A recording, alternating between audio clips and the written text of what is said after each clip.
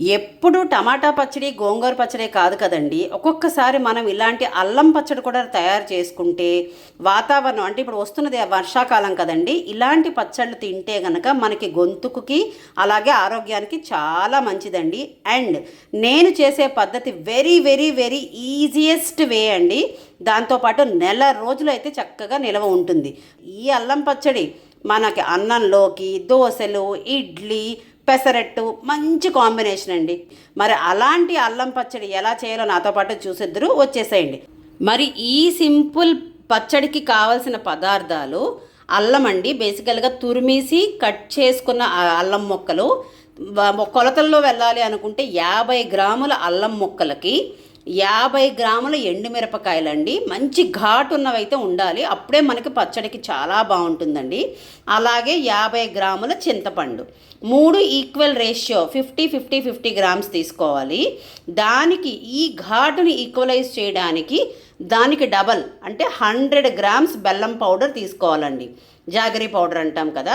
Main ingredients అయితే ఇవి. ఇక దీనికి కావాల్సినవి పోపుకు కావాల్సినంత ఆయిల్, తగినంత సాల్ట్, ధనియాలు, వెల్లుల్లిపాయలు, మినప్పప్పు, జీలకర్ర, శనగపప్పు, ఇంతేనండి. ముందుగా మనం మూకుడు పెట్టుకొని అది కొంచెం వేడెక్కాక కావలసినంత ఆయిల్, పచ్చడికి కావలసినంత ఆయిల్ వేసుకొని అది కూడా కొంచెం వేడెక్కాక లైట్గా ధనియాలు వేసుకోవాలండి. అలాగే మినప్పప్పు అండ్ శనగపప్పు వేసుకొని ఈక్వల్గా చక్కగా మంచి కలర్ మారేదాకా దగ్గరుండి వేయించుకోవాలండి. ఎక్కడ మాడపెట్టద్దు. ఈ 3 ఈక్వల్గా మనకి ఇలా ఫ్రై చేసుకుంటున్నప్పుడు మంచి అరోమా అప్పుడే స్టార్ట్ అయిపోతుందండి. అంతదాకా మనం వేయించుకోవాలన్నమాట. చూసారు కదండి, నాకు 40 సెకండ్స్ టు 1 మినిట్ పట్టిందండి దగ్గరుండి మంచిగా కలర్ మారేదాకా వేయించుకోవడానికి. ఆ తర్వాత మనం ఎండుమిరపకాయలు కూడా వేసుకుంటామండి. ఇవి కూడా చక్కగా అంటే మాడబెట్టద్దు. ఎండుమిరపకాయలు ఆల్రెడీ కొంచెం రెడ్డిష్ కలర్లో ఉంటాయి కదండి. మనం ఎక్కువ హై ఫ్లేమ్లో వేసేసి ఏదో త్వర చేసేస్తే మాడిపోతుందండి. అప్పుడు మనకి అల్లం పచ్చడి టేస్ట్ అయితే మారిపోతుంది. సో దగ్గరుండి సిమ్లో ఇది కూడా కొంచెం వేయించుకోవాలండి. లైట్గా కలర్ మారాలి అంతే. దీనికి ఏం పెద్దగా ఎక్కువ మారిపోక్కర్లేదు. ఆ తర్వాత మనం తరిగి ఉంచుకున్న అల్లం ముక్కలు కూడా వేసుకొని దగ్గరుండి మగ్గించుకోవాలండి. దీనికి ఒక హార్డ్లీ 2 మినిట్స్ దగ్గరుండి మగ్గిస్తే సరిపోతుంది అనమాట. ఇలా 2 నిమిషాలు బాగా కలిపాక మనకి అల్లం తాలూకా పచ్చి వాసన అయితే పోతుందండి. అప్పుడే ఇంగ్రీడియంట్స్ అన్నీ కరెక్ట్గా వేగిన తర్వాత మంచి అరోమా స్టార్ట్ అయిపోయింది. సో ఈ అల్లం పచ్చివాసన పోయిన తర్వాత నేనైతే స్టవ్ ఆఫ్ చేసేసుకుంటున్నానండి. ఆఫ్ చేసుకొని ఇది బాగా చల్లారిపోవాలండి. ఎక్కడ వేడి అన్నది ఉండకూడదు, అంత బాగా చల్లారాలన్నమాట. ఇది మనకి ఆల్మోస్ట్ చల్లారిపోయే టైంకి ఒక గిన్నెలో కొంచెం నీళ్లు బాగా మరిగించుకొని అందులోంచి కొంచెం నీళ్లు చింతపండుకి కొంచెం వేసుకొని మిగిలిన నీళ్లు మాత్రం ఒక పక్కన ఉంచుకోవాలండి. అది మనకి వెరీ ఇంపార్టెంట్ అనమాట. ఆ వేడి నీళ్ళు ఇది మాత్రం కొంచెం నానాలి. ఇది బాగా చల్లారిపోయిందండి. ఇది బాగా చల్లారే లోపల మరి ఇంకొంచెం ఐటమ్స్ వేసుకుంటే బెటర్ కదండి. నేనైతే చక్కగా చారు వేడి చారు పెట్టా, రైస్ పెట్టేసా. ఇంకంతేనండి, మా లంచ్ రెసిపీస్ అయితే రెడీ అయిపోయాయి. ఇప్పుడు నెక్స్ట్ ప్రాసెస్ చూసేద్దాం. సో ఇది బాగా చల్లారిపోయింది కదండి. దీన్ని మనం ఒక మిక్సీ జార్లోకి వేసేసుకుందాం అన్నమాట.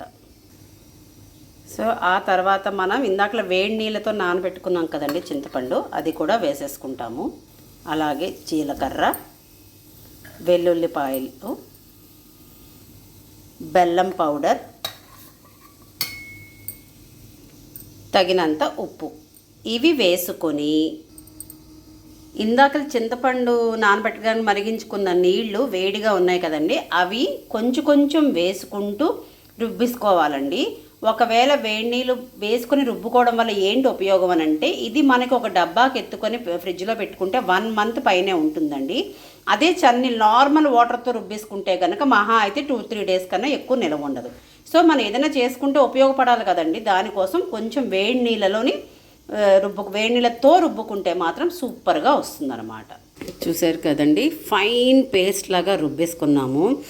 ఆహా, ఓపెన్ చేయంగానే అల్లం ఘాటు, బెల్లం ఆ తీపితనం అంటే అన్నీ కలగలిపిన మిక్సింగ్, అలాగే ఎండుమిరపకాయలు ఘాటు సూపర్గా వస్తుందండి. ఈ స్టేజ్లో మీకు ఏమైనా సరిపోకపోతే ఉప్పు కానీ లేకపోతే ఇంకొంచెం కారం కానీ సరిపోకపోతే వేసుకోవచ్చు. బట్ నాదైతే మాత్రం పర్ఫెక్ట్గా వచ్చిందండి, ఎందుకంటే అన్ని తెలిసిన కొలతలు కాబట్టి. దీన్ని మనం ఒక బౌల్లోకి తీసేసుకుందాం. యమ్మీ యమ్మీ ఘాటుగా తీయగా ఉండే అల్లం పచ్చడి అయితే రెడీ అయిపోయిందండి. దీన్ని నేను ఇలాంటి ఎయిర్ టైట్ డబ్బాలో స్టోర్ చేసుకుంటే నెల రోజులు అదే ఘాటు అదే రుచి అలా ఉంటుందండి. దీన్ని మీరు ఇంకా 3 నుంచి 6 నెలల వరకు స్టోర్ చేసుకోవాలి అనుకుంటే కనుక, అంటే నేను క్వాంటిటీ తక్కువ చేశాను, ఒకవేళ ఎక్కువ చేసుకుందాం అనుకునేవాళ్ళు ఇంకొంచెం చిన్న మూకుడులో నువ్వుల నూనె వేసుకుని అందులో అంత ఇంగువ వేసి ఆ వేడి నూనె ఇందులో వేసి కలిపేసి డబ్బాకి ఎత్తికడితే 3 to 6 months అదే రుచి ఉంటుందండి. ఈ వీడియో కనుక మీకు నచ్చితే please do like, share and subscribe to ultimate Usha. ఉంటానండి, బాయ్.